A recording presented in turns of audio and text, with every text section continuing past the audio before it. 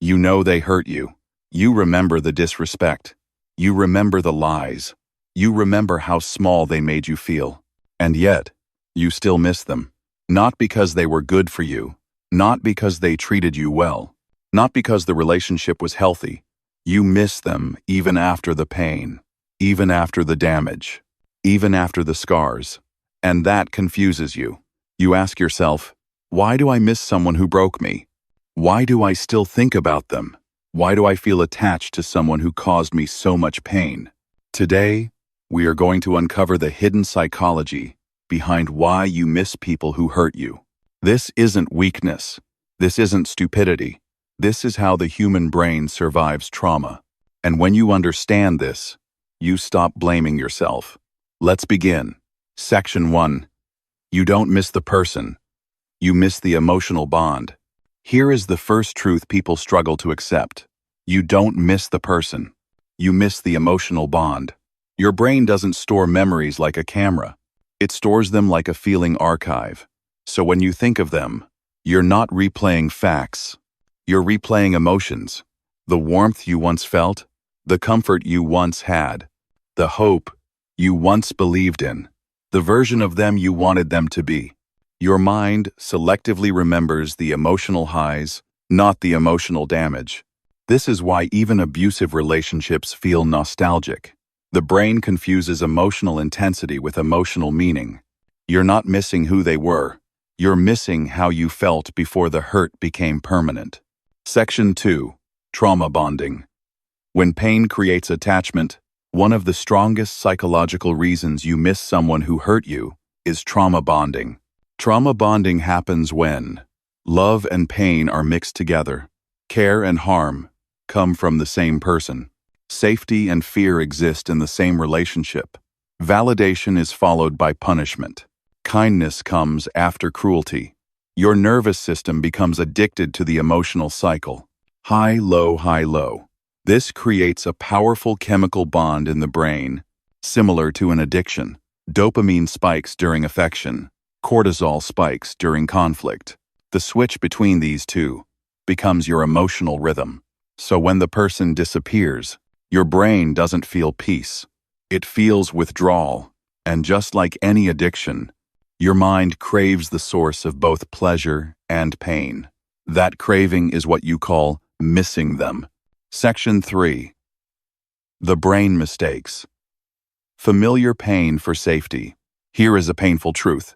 The brain prefers familiar pain over unfamiliar peace. If you grew up in emotional chaos, emotional neglect, unpredictability, instability, your nervous system learned early that love feels unsafe. So later in life, when you meet someone who hurts you in familiar ways, your brain whispers, "This feels like home," not because it's healthy, but because it's known.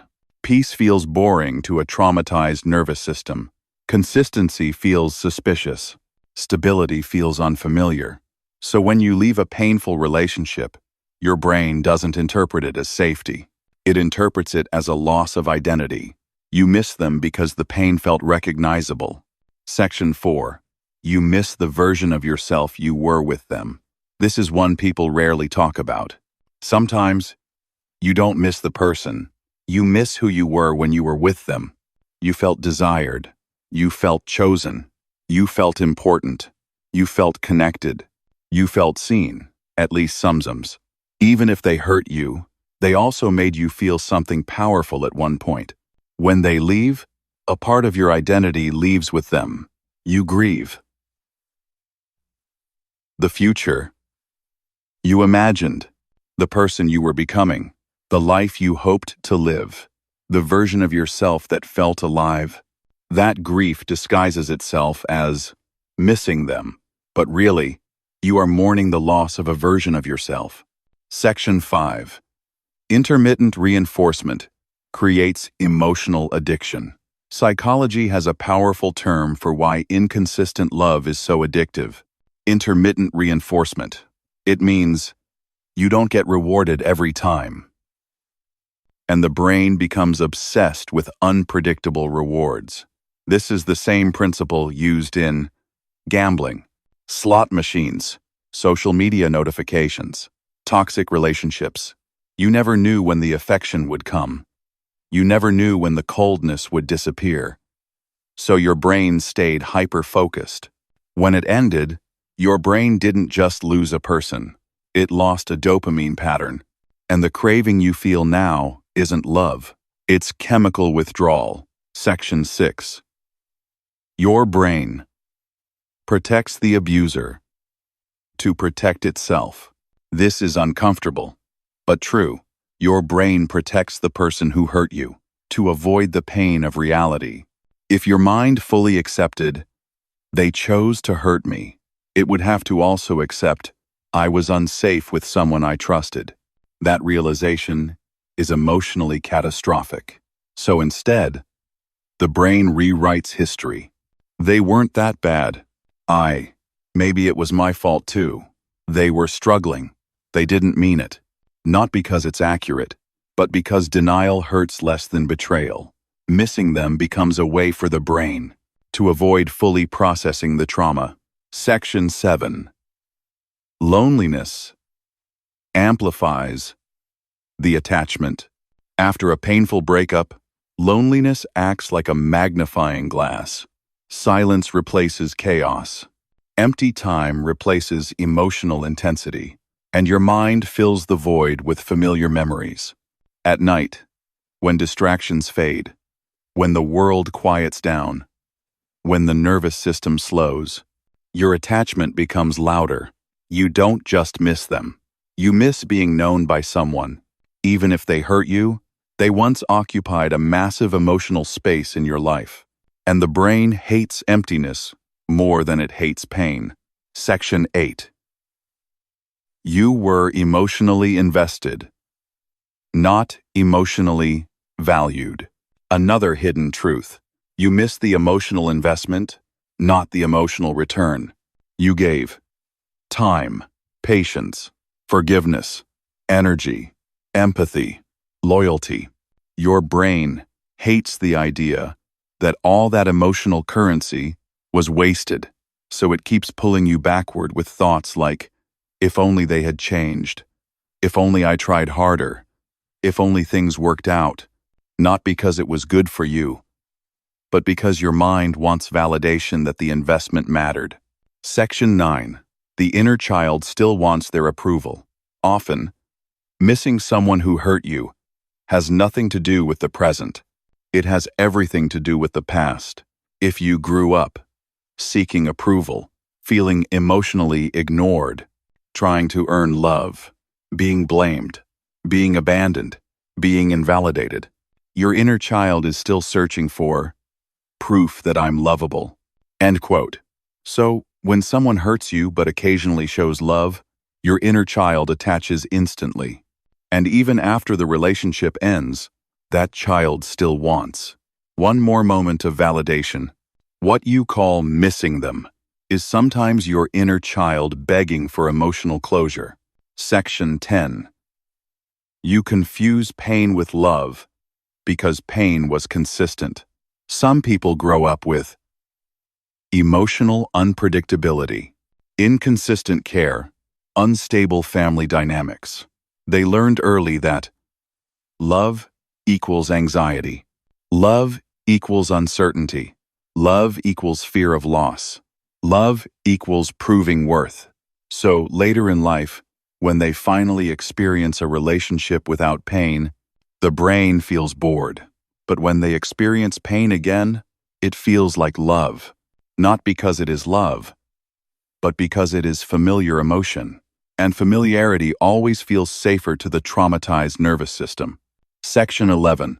Cognitive dissonance keeps you stuck. Cognitive dissonance is the discomfort we feel when two opposing truths exist. They hurt me deeply. I still miss them. The brain hates contradiction. So, it tries to resolve it by changing the story. They weren't all bad. We had good moments. Everyone makes mistakes. This mental rewriting is a defense mechanism, not a reflection of reality. It protects you from the unbearable truth that someone you deeply cared about also deeply harmed you. Section 12. You miss the hope, not the human. Here's one of the most painful truths. You often miss the hope, not the person. The hope that they would change, things would get better, the love would return, the pain would end, your effort would finally be enough. When the relationship ends, that hope collapses. And hope hurts more to lose than the person themselves. Because when hope dies, so does the future you imagined. Section 13. Why your mind replays only the good. After separation, the brain does something dangerous. It edits memory. It deletes the disrespect, the neglect, the manipulation, the pain, and replays the laughter, the closeness, the tenderness, the connection. This distortion is not accidental. It's how the brain reduces trauma. But it also keeps you emotionally stuck, because you are missing a highlight reel, not the full movie. Section 14. Missing them does not mean you should go back. This is critical to understand. Missing someone is not a sign that you made the wrong decision. It is a sign that you are detaching from an emotional addiction. Missing them means your nervous system is adjusting. Your brain chemistry is recalibrating. Your attachment bond is dissolving. Your identity is restructuring. Discomfort during healing is normal. Peace often feels empty before it feels safe. Section 15. What you actually deserve and why you settled. You didn't stay because the pain was acceptable. You stayed because you hoped. You loved deeply. You believed in potential. You feared being alone. You wanted to be chosen. You didn't ask for too much. You asked the wrong person.